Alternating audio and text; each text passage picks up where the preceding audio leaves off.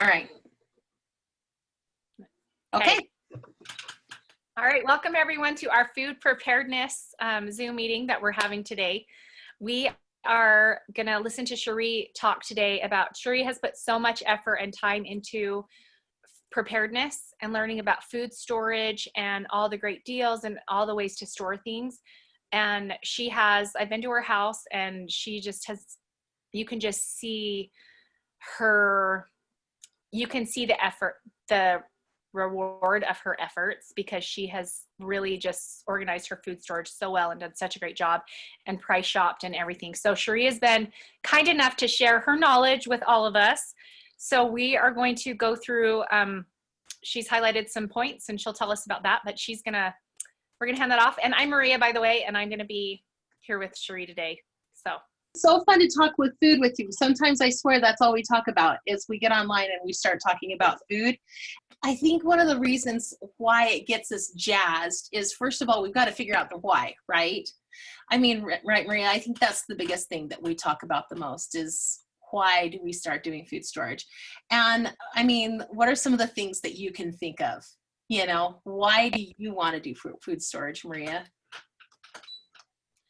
well, because I'm in charge of nourishing my children every day and all through the day, and making sure that I'm feeding them the best that I can. And so for me, the thought of being in a position where I'm responsible for feeding my family, and there may be a situation where I can't get to the store for, say, a few days, a few weeks or whatever, even if we have job loss. I know this happens to people. You don't want that to happen. I don't foresee that happening, but you just never really know. But I like to be prepared. And so for me, having that food storage there, it gives me that like calm inside that should anything happen, I can continue to take care of my family. So yeah, that's just my big why. Yeah, I think that's the number one thing why, is to find that really deep, passionate reason why. And I think trying to feed our children or to feed the people around us or even feeding ourselves is the big why, right? And I believe that, honestly, I can't tell you how many times, there have been times that I've gone to the store and I've just been rushing, just trying to figure out what I'm going to feed my kids for dinner. And I end up, you know, doing some stupid purchase or wasting money in some way. And I come home with food that's impractical or not very healthy for me. And I just hadn't thought it through. And I think that's part of the preparedness as well, is because I really like to save money. And I find that one of the best places to save money is with my food budget. Absolutely number one. And so if I can even start, one of the ways that I started thinking about it was that I was really literally creating a store in my home. Right? And if you had your own personal grocery store in your home, you know, what would you be? Would you be like the farmer's market, or would you be like the organic foodie store, or would you have like a whole bunch of variety, or would you be like a bulk storage store, or would it be a combination of everything, right? And that's one of the reasons what I really like to, is because I want to be able to, first of all, I mean, if you have a store, one of the top things that you do is you want to be able to buy things on discount, and you want to be able to have a really good variety, right? And so those are the things. So we have to think about, how are we as stores, you know, our own personal storehouse, how are we going to, the food nanny, she talks about how food actually really transformed her life and brought her family together and brings people together and changes people's hearts. And she even goes in and talks about how her grandmother in Springdale was she was the head of the post office at one point, and she was also doing food preparation. So it was a very slow post office, obviously, and it was connected to her house. Anyways, this man comes walking in while she was preparing food, and she usually had visitors, and she just said, oh, you know, you look very hungry. And so she got him some food and some bread, and the house was just full of fragrant smells and everything. He sat down and he ate, and she just went about her business and literally turned around and he was gone. And she went, oh my goodness. Well, years later, this man came back looking for her, and she wasn't there. It was her granddaughter. And he said, I was about to rob your grandmother, and I was going to do anything in my power to rob her, which means I was going to harm her. And he said, but I walked in and I smelled all of those smells, those beautiful smells. And I just determined that I wanted to be a better person and live my life and be able to give my family that. And I wanted to come here and tell you that I have become that person, and wanted to thank her for that. And so I really love Liz Edmond, and she's the food nanny. And she often talks about the 4 different ways of eating. And oftentimes she'll talk about, like, I added this as far as food storage, but I think about it in terms of your bulk food storage, things that will last 30 years in the right condition, right? Then your canned foods, and cooking with frozen food, and then cooking with fresh food. And so I would, she talks about putting one of those things in your meals all the time. And she doesn't necessarily talk about food storage, or the long-term. But I thought, isn't that a great way to think about it? Your long-term food storage, your canned food, or your, this canned food that you can buy from the store, either processing it yourself, frozen or fresh. And so I wanted to go over those 4 things really quick and just talk about what they are. All right. Because sometimes when we're starting, and since I can give you the beginners for dummies version, right? So that is the long-term bulk storage. So the long-term bulk storage is rice. And Maria, it looks like you froze just for a minute. So I'm going to keep talking while she gets unfroze. But they are rice, beans, pasta, wheat, potato flakes, corn, or even popcorn, apple slices, powdered milk, and dehydrated carrots are some of the things. And I will also add salt. And so these things are really high quality things. Oh, Maria looks like she's coming back on again. She's left. There she is. You there? Sorry. That's okay. I just kept talking. You had such a pleasant looking face while you were frozen. Okay. Oh, good. Okay, so you're talking about long-term storage right now. Yeah, and I listed them off. Okay. And you can actually go to the Church of Jesus Christ of Latter-day Saints, and you can actually look it up. And I'll show you really quick here by sharing our screen.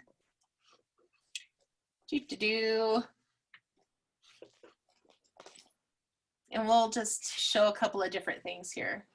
Okay, here's our longer term food storage. So if you go to churchofjesuschrist.org, and let me see, and go to topics and then food storage and longer term food supply, and do a search there. There it is. It'll give you a whole lot of information, and it'll show you the types of food that store well. Traditionally, the people that really do lots of food storage-y stuff, the things that they tell me that store the very best would be wheat, your rice, or your wheat, your corn, and your beans. But even here, you can see that they even have wheat is 30 plus years, which is almost like indefinite. Wheat, if anybody offers you their wheat, take their wheat and never turn it away, ever. I don't care how long it is, just take the wheat. White rice, corn, sugar, and pinto beans. One of the things that we have to realize too is that pinto beans and wheat are going up in price. So, say for instance, oh, Maria, you disappeared again. I'm talking to myself on and off. That's okay. we know that this was happening. That's all right. So one of the things that we have to remember is that wheat almost 3 to 4 years ago was $8 for a 25-pound bag at the cannery. And now it's $15 a bag. So prices are actually climbing, but you can still get bulk storage. And it's a lot cheaper than other places where I actually found, here I am by myself, but that's okay. That I have found that some places were actually even $35 for a 25-pound bag, and that's crazy. Other places that we can talk about is the other type of food storage is the favorite canned food for 1 year. Some of the things that I like to use personally for food storage is tomato sauce, green beans, black olives, tuna fish, peanut butter, and olive oil. And then I can some of my own food, from chicken. I do beef. I'll do corn and tomatoes and apples and peaches and just whatever's in my garden or whatever we can find. So sometimes we have a cow that is slaughtered, and then we're able to freeze that. And then I'll take some of even that food that I hadn't eaten, some of the last pieces of beef, and I try and freeze that so that we use it quicker than, say, for instance, something that's frozen. I considered canned food my fast food. And there she is again. Yay! That's okay. That's totally okay. I just kept going. Let's keep going. I just keep going. I'm talking about canned food right now. Okay, keep going. And why it's so important. And I think you use it that way too, that canned food, if you can look at it as your fast food, right? Yeah, it is. Yeah. In fact, last night I was just making a chili, and I took all of the canned beans and tomatoes and everything, and I literally, and my canned chicken, and I threw it together, and I did a chicken chili, and we had it in then rice, and you're done. So fast. Absolutely quick, Yep. It's the fastest thing for my kids to throw together as well. These type of foods I get from Caselot sales. So I always save up for Caselots. And Maria, you can tell us about Caselots. Caselots usually come during the spring and then the fall, right? I'm pretty sure they do. Yeah, they do. And then it's kind of like, if you can think around general conference period of time, that you're going to just right before those periods of time, you're going to be having Caselots. And if you can save, I find, if you can save at least between $300 and $600 between there, you have a really good amount of food that you can purchase, during that period of time, right? Yeah. And yeah, if you can save that amount, even if it's just as simple. Go ahead. Can I show these right now really quick? Yeah, absolutely. Yeah, because so these are fast food bags that I put together, and like this one is the curry rice and chicken. This is the kind of stuff that's even a fast food meal that it's easy. My kids can grab it. My husband can grab it. I can hand it off to someone. But really, these are fast food stuff. There's bottled food. There's canned chicken. That is your personal cream of chicken soup, which I love that you actually learned how to do that. That's so good. With what? Coconut milk? Yes. And then chicken broth. But these are all your fast foods that are pre-made. You just have to assemble them. And so this is great stuff for that. So that's awesome. And so I thought what was interesting about those, Maria, is that you can take those bags, because I have actually a couple here that Maria gave me. And so you take those bags and then you put your recipe on the front here. And then when you run out, you get those favorite foods again and you put them right in. And you get like 30 of those.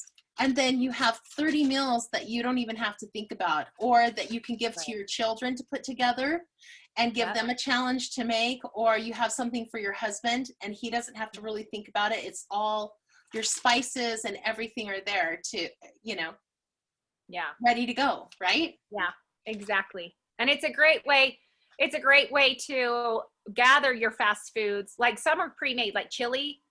It's already there, all ready to go.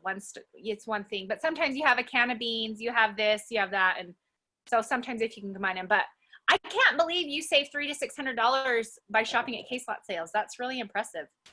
Yeah, well, I save that money and then I spend that money. But if you can think about how much money you actually do save, I mean, it's quite a bit of money. And if you start learning how to shop Caselot sales, you'll actually start finding what is really good deals and what are not. Yeah. And I don't get creative. I don't get very creative with my Caselot sales. So say, for instance, like one time I got like this whole variety of vegetables and I got beets, and I realized I don't eat canned beets. Now you may eat canned beets, so you want to buy a lot of canned beets. But what I realized that we do is we love tons of green beans and we love olives, and black olives are really great deals during Caselot sales. Olive oils are usually really great deals.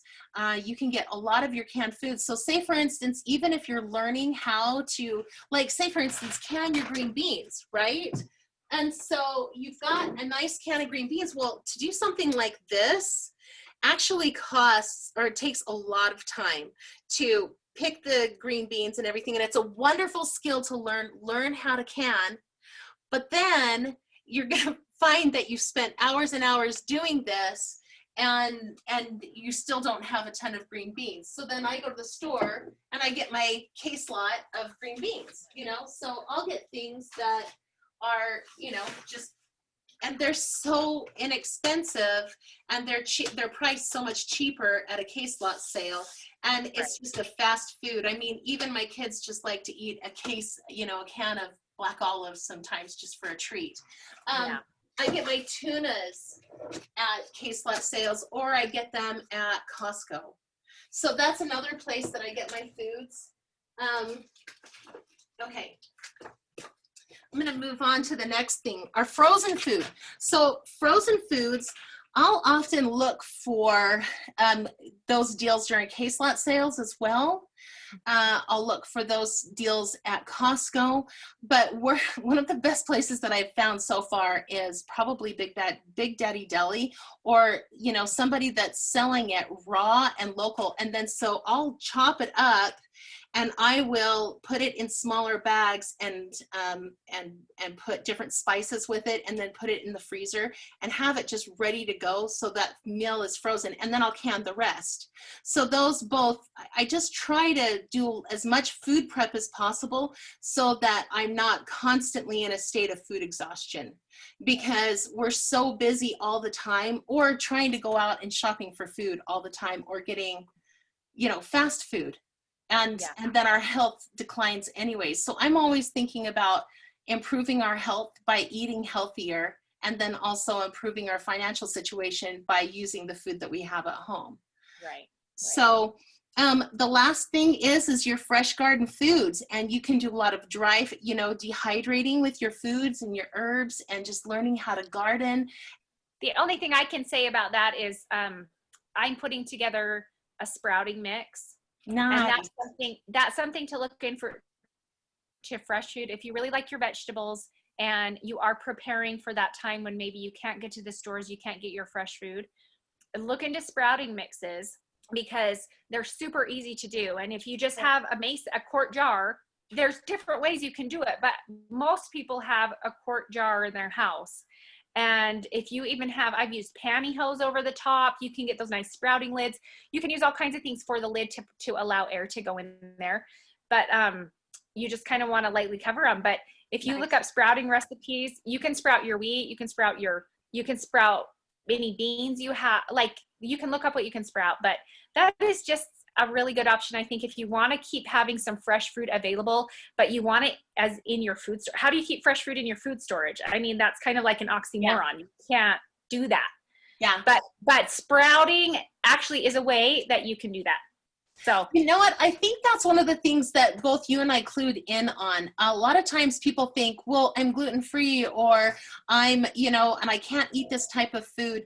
But then if we can start looking at the way we use our long-term food storage, you know, like those rices, that we can sprout our rice, or we can soak our grains and soak our rice, or soak our beans, and get them to the point where, you know, of course you're changing the water out every day, but then you're getting, you're transforming that legume and that, you know, that grain into more of a vegetable, right?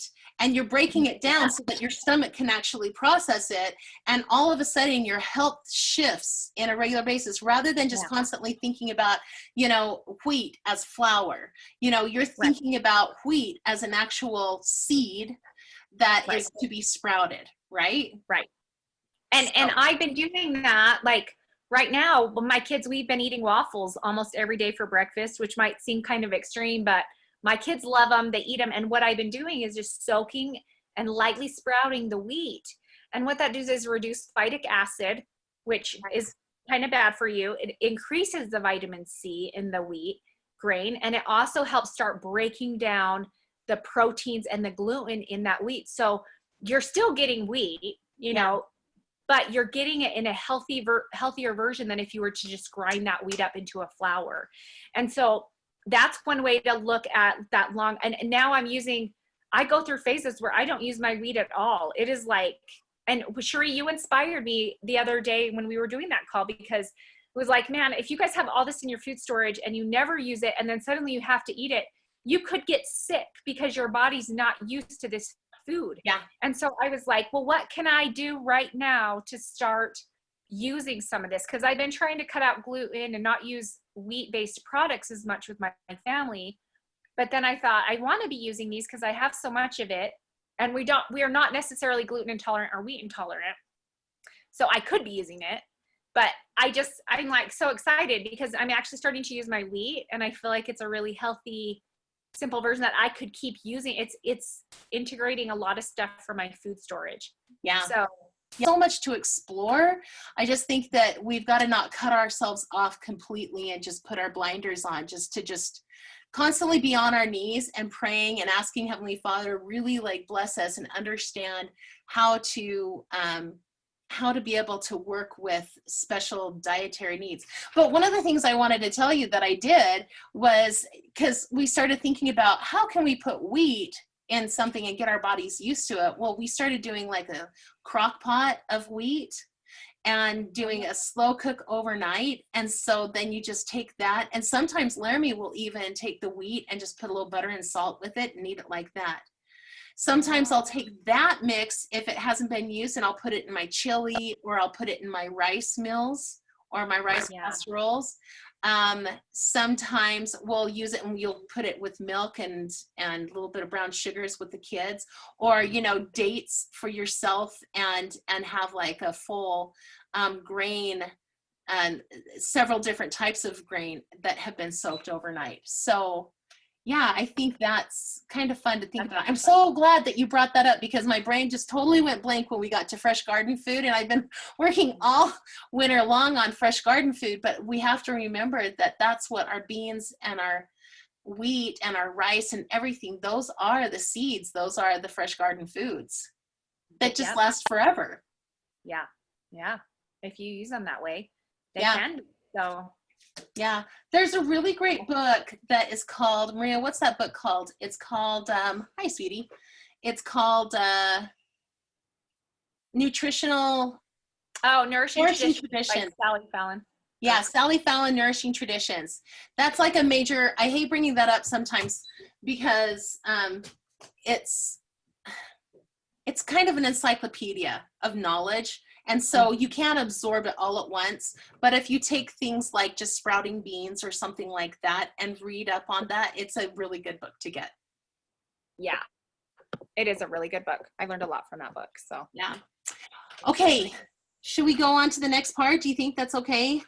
I've only got 4 points, and it's not very much. But number one, in order to get started with your food storage, you've got to be able to take inventory of any of these things by pound, okay? The main items that you want to go through, and you want to get a piece of paper and you want to just tally it up. You know, like you're taking inventory at this, if you've ever worked at a store and you're doing inventories and you're just tallying things, okay? The main items that you want to list would be your grains, and that includes your wheat, your oats, your pasta, your rice, and your corn, even your popcorn, okay? Then like your veggies, I keep those, even my canned food, I'll even put it in there, but I'll put like my potato flakes or even my canned potatoes or any of my veggies, and I tally up how many ounces I have of each of those. And then you can go on Google and you can figure out ounces per pounds and do it really quickly. I mean, they've got all those calculators online. Then you can go to any of your other canned foods, any of your legumes, any of, you know, black beans, white beans, any type of beans that you have, and write down how many pounds you have. I'll even go as far as taking my scale, my weight scale from my bathroom, and taking it in my food storage room and using it, you know, figuring out how much that, if I'm using a bucket, how much that bucket will weigh, and then I'll just do the math in my head really quick, and I'll just figure out how much each thing weighs, and I'll write that down. And then I just, generally we have things that are about the same. You know, we have a 16-ounce can, and I'll just, you know, this how many, I'll go 16 ounce, and I'll go 1, 2, 3, 4, 5, 6, 7, 8, 9, 10 of those things. And then you'll want to take your weight of your milk, your powdered, chocolate milk powdered, any of those powdered milks, your sugar, slash honey, slash sweeteners, anything like that. Then you want your salt and you want your fats. So you would also want to figure out your olive oils and your, coconut oil, any of your oils type of thing that you cook with, okay? Number 2, you want to figure out what you need based. Sharee, Go ahead. Yeah. real quick. I just want to highlight that point you made, that if you go search on the internet for food storage calculator, yeah, like I went and searched that, and I was able to find a website that I was able to download a spreadsheet that had all that written out for me. And then I could just put in for a family of 6 or 7, and I wanted it for 12 months. What do I need for these things? So if you guys go search, go online, search for food storage calculator. Some of it have you just put it right there on their website. You can put that link in, right, Maria? We'll add that link to this video as well. Okay. Right? Okay. That's okay. Perfect. Yeah, okay. we can put it in with this post and everything. So anything that we have, Maria will give you that example, and then I'll also give you the church website stuff too. So the Church of Jesus Christ of Latter-day Saints, of what they have.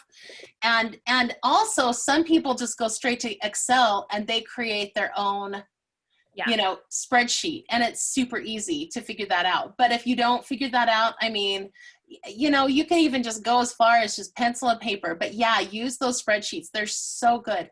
The reason I like this spreadsheet is because it is pencil and paper. So I printed it off, the Excel spreadsheet. I found a website that had the Excel spreadsheet.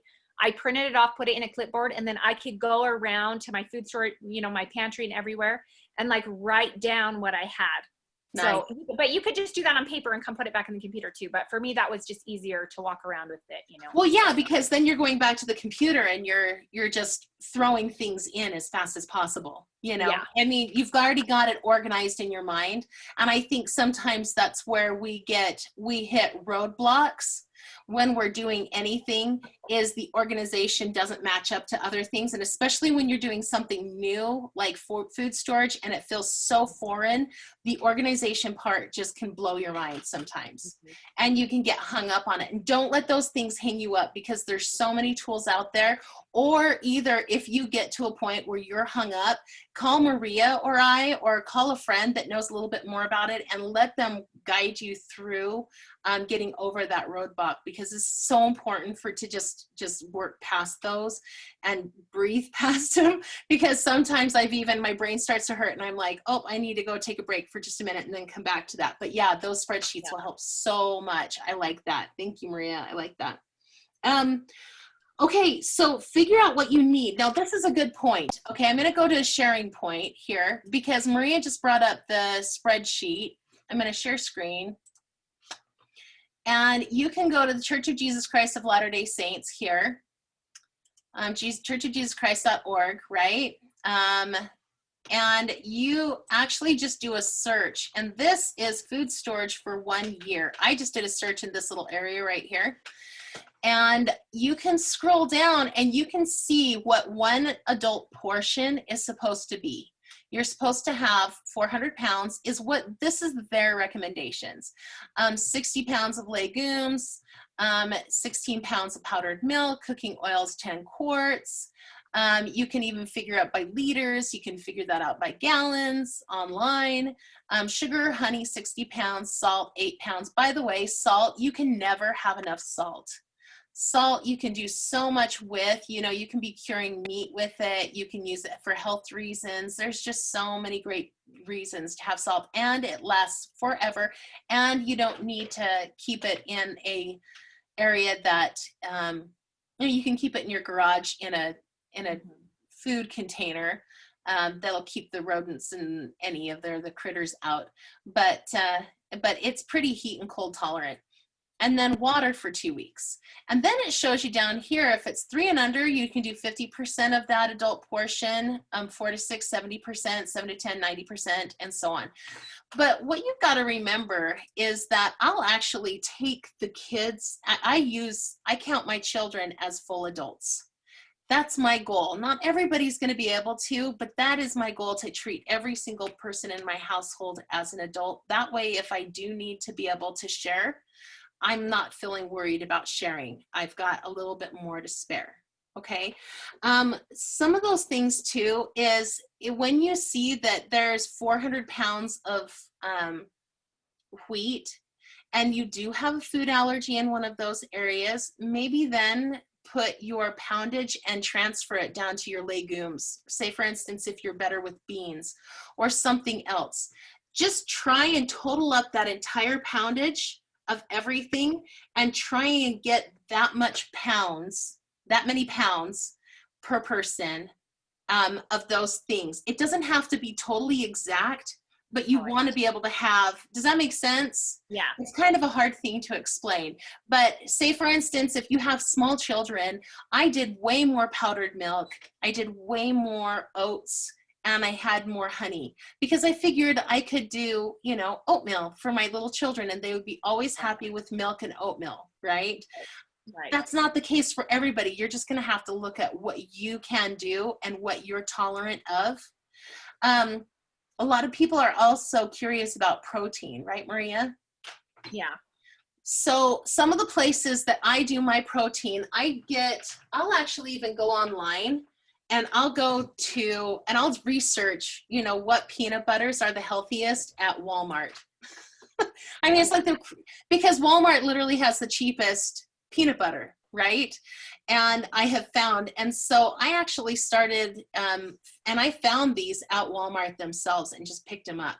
And so I get a lot of my protein through peanut butter. Some people are not tolerant to peanut butter, and so they can find a different type of nut butter, but I rotate those quite frequently. That's like a year food storage, okay? So your canned foods, I keep them in 1 year. They're not anything longer than that. 1 to 2 years, that's what I always have in my head. So they're constantly on a rotating basis.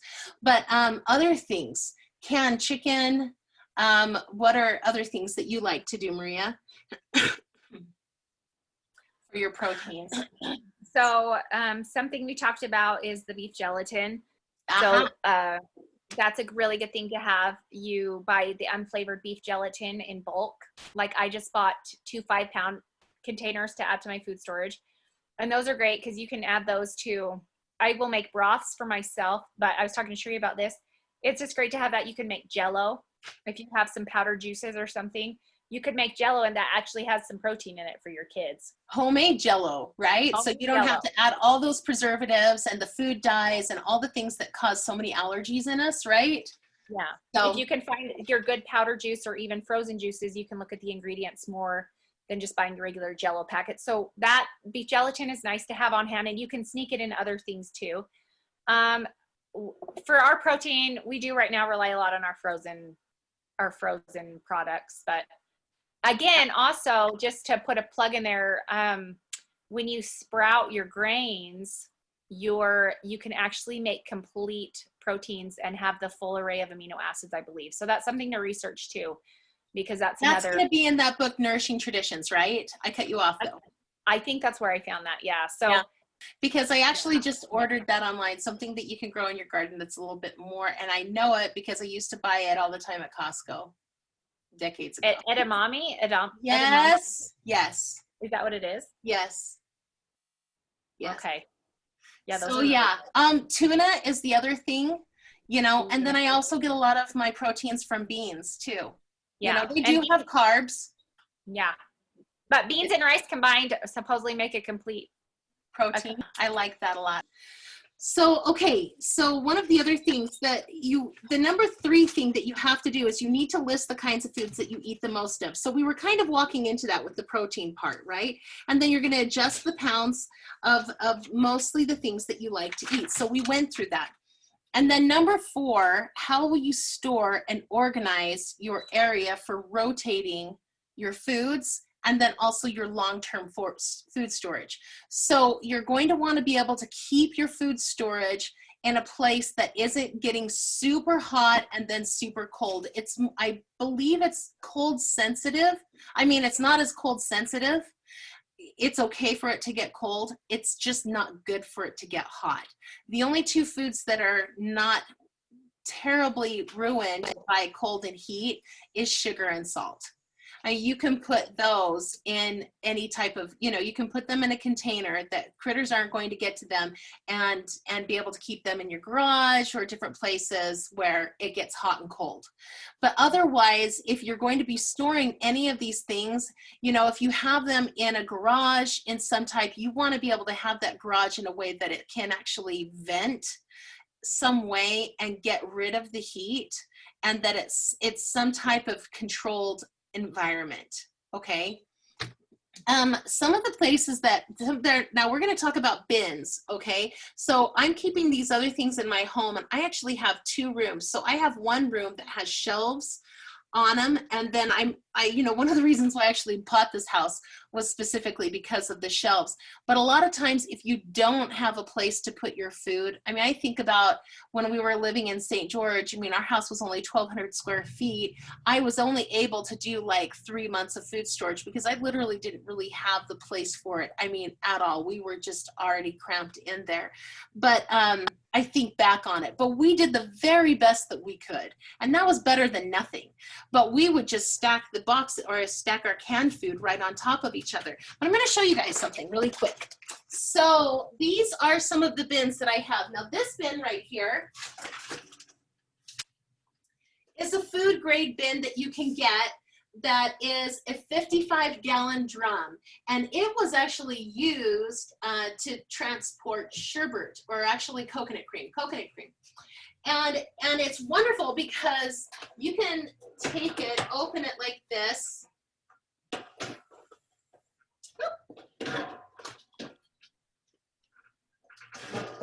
And then it's just open like this, but I wouldn't consider this. You can find these from places that transport food. This we got from Cedar City, and you can actually do searches on Craigslist, on Facebook, on different places. There's one guy here up in Redmond that actually will get these type of food grade bins. Actually, these below right down here that I'll show you in just a minute. And he will get them from different food companies, and then have the bins transported to him, and then he'll resell them. Okay, these type of bin in them, I will take like a 20-pound bag of beans, and I'll put that in there, and you can actually fit about 300 pounds of dried beans inside this 55-gallon drum. And then that way, if you do store it, like say for instance down in your basement or in your house, downstairs, then you can always pull those bags out and transport it, and then move this on its own. So you're not trying to heft it up and down your stairs. But then that way, you're keeping it airtight. Mm-hmm. And then we'll talk about oxygen packs in just a minute. But you're keeping it airtight, and you're keeping it away from light, because air and light are your 2 biggest culprits in degrading your food. Okay. Other place, see how tight that is? You put a couple of oxygen absorbers in there, and then that will seal it.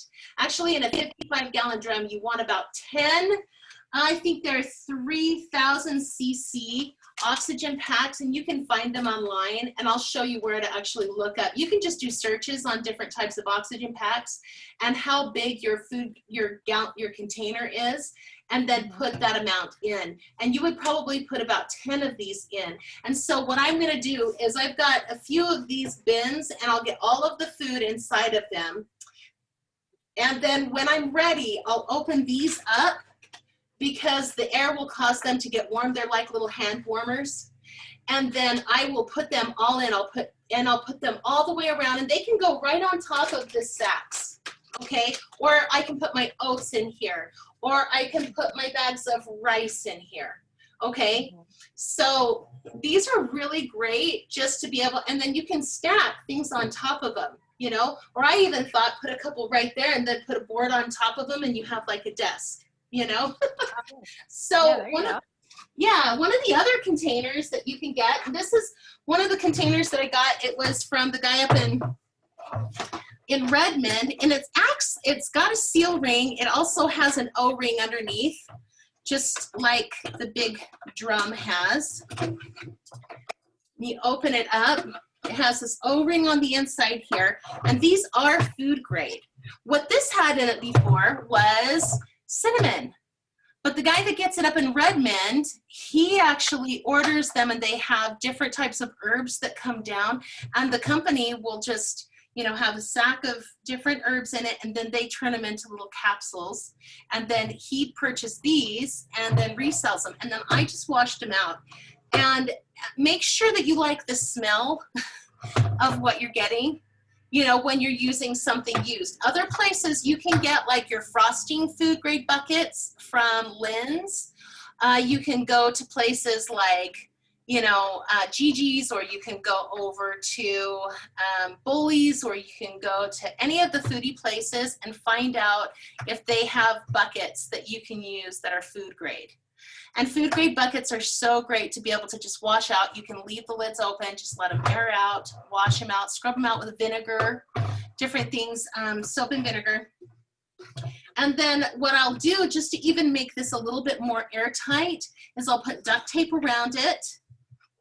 And then just to make this a little bit tighter, because it's not as tight as, say, for instance, this gallon drum. And then I'll put this on. And these I might actually use, and you can put the food directly in them rather than actually putting them with the sacks in them. Because the plastic, this is a food grade plastic. Okay. And then I'll put, you know, I'll have the oxygen absorbers inside, then I'll put a duct tape around it, and that will actually, those oxygen absorbers will squish this in. And that's a hard plastic. It'll suck it in, because it'll make that go. So it's a pretty contained, and this is an easier lift. If you put wheat in this, you could actually fit 100 pounds of wheat in a 20-gallon bucket. Okay.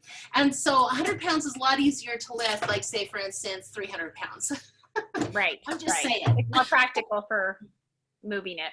Yeah, exactly. Now, some of the other things that you can do is, I've gone to Home Depot and I've picked up these buckets. Now, they're not food grade, but you can definitely purchase and invest in a food grade 5-gallon bucket. All right. But to get past the non-food grade buckets, one of the things that I did, these are pretty cheap, so I can't quite remember exactly how much they are, but you can get something called a Mylar bag. All right. The Mylar bags look like this. They come in different shapes and sizes. They're a plastic, they're airtight.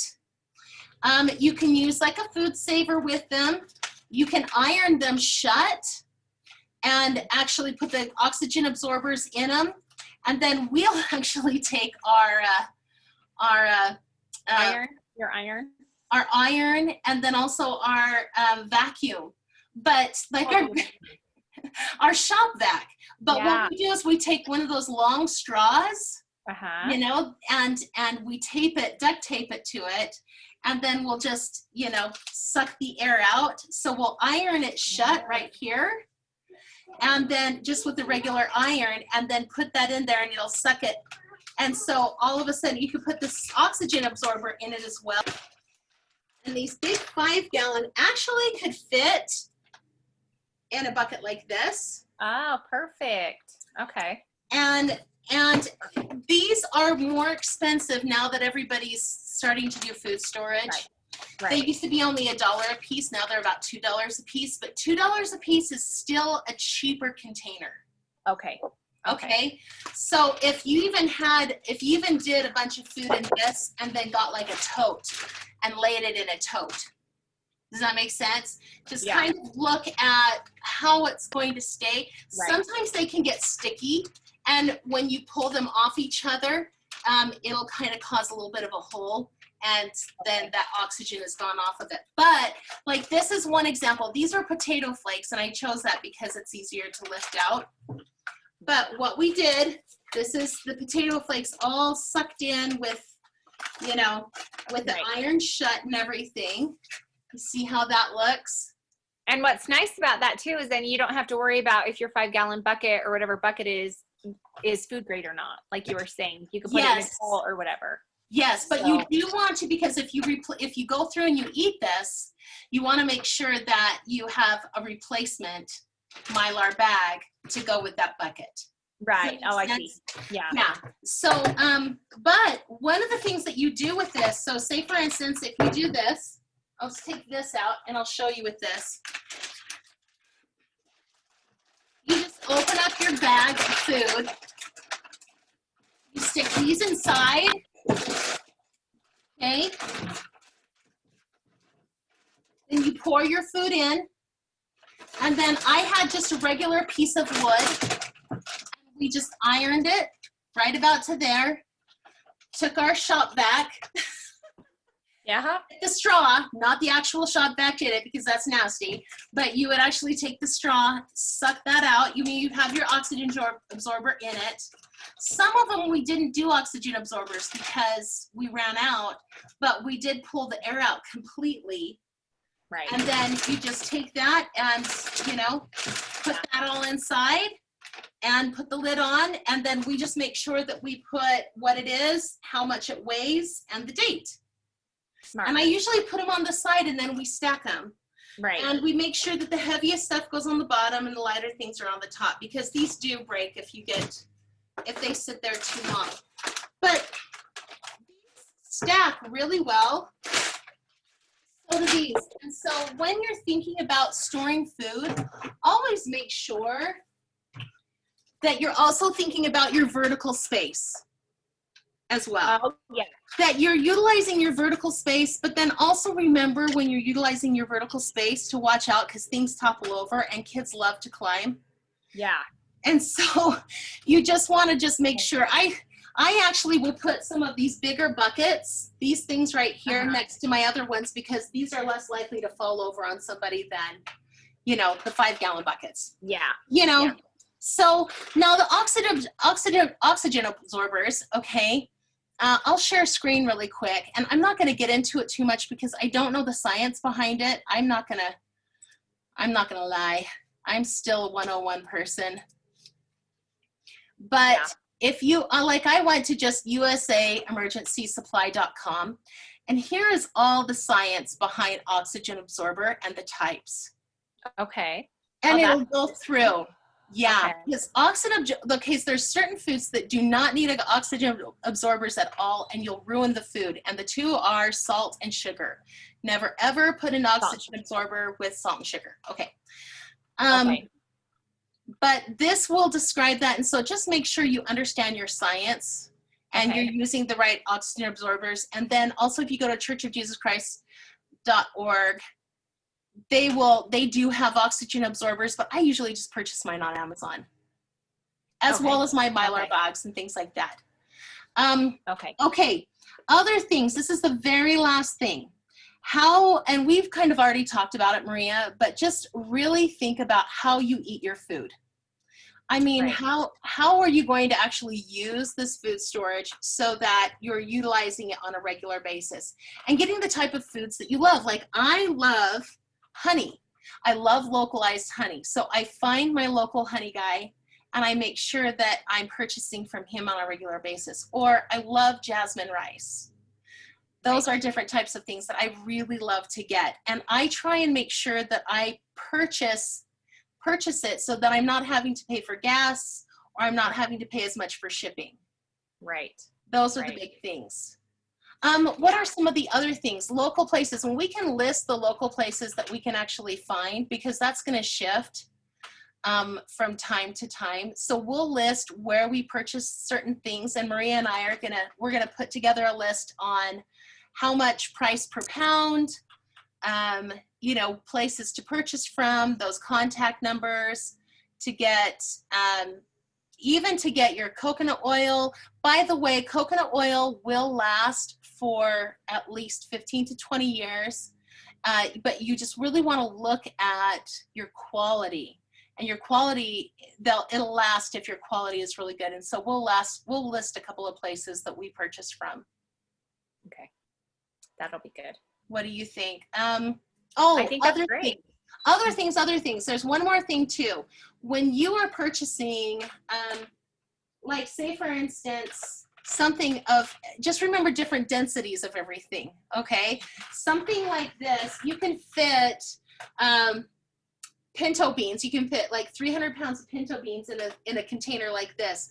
But of oats, you'll only be able to fit maybe 200 to 250 tops, just because the density, it's not as dense of type of food. Also, in these big bins, 25-pound bags fit way better. 20 and 25-pound bags fit better and will fit in each corner better than a 50-pound bag. Okay?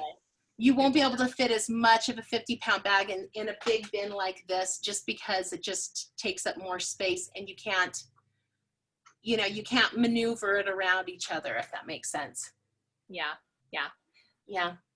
That's interesting. And one of the things is potatoes. How would you store? So potatoes can be stored. A lot of people keep them in their root cellar, but if you have cold storage, but don't store your potatoes near your onions. Yes, but keep that's them, something I'm barely learning about. So I have our potatoes. I think they're going to store better in a paper. We have one of those dark brown paper bags, like heavy duty paper bags that they're in right now. So they're kind of tucked away in our cold storage. So I'm hoping they last longer there. And then I just saw this cool trick where you take onions. If you guys want to keep onions stored, you can take, I should have gotten a picture, brought them up here. But I put an onion in, get pantyhose, and you put one in a leg, and then you tie a little knot, and then you put another one in. So they're hanging up like. I love that idea. I'm totally stealing that. Yeah, it's down in our, because I have tons of onions I grew in our garden, but they're just sitting there, and I'm like, how do I store these? So I saw that trick, and I hung them on a little nail down in our cold storage room. So yeah, it's really a cool trick that I saw. So I'm excited to see how they last, because you don't want your onions, you know, our potatoes and onions seem to sprout down in cold storage after too long, but I'm hoping this way they'll last longer. And you can do, by the way, you can do the same thing with garlic. So I'm going to do that with garlic too. I like that. One of the things that I'm going to do as well is airflow of things. So just make sure that they have, like, your potatoes have plenty of airflow, that they're not like crammed in a plastic bin or anything like that, that it's getting enough air. And also with your pumpkins and your squash and stuff like that. So I don't have to provide airflow. How would you do that? Well, okay, so in my, I just got a little fan. I have one of those air purifiers. I just even put one of those downstairs because that's what I had. But even if you have a little fan and you just have the air moving, so it's just not a stagnant, musky air, you just want a little bit, because it'll keep it cooler. Not that the room is cooler, but just because you have more airflow, it will feel, I mean, it just keeps it a little bit cooler in the room. Other people have used, you know, just standalone air conditioner type of things. That's kind of a hard thing to research. It's just sort of all over the place. And it's hard too, because your squash, I mean, I think that it can only get down to 40. I don't think they like anything colder than 40. Colder than that. Yeah. But it's going to be hard to get your cold storage colder than that anyway. Yeah. I mean, I even thought about putting, you know, having just an open window to my downstairs room and insulating it and just keeping the cold. Thank you for all of this information. This has been amazing. And thank you. Yeah, we'll put everything in the links. Everyone.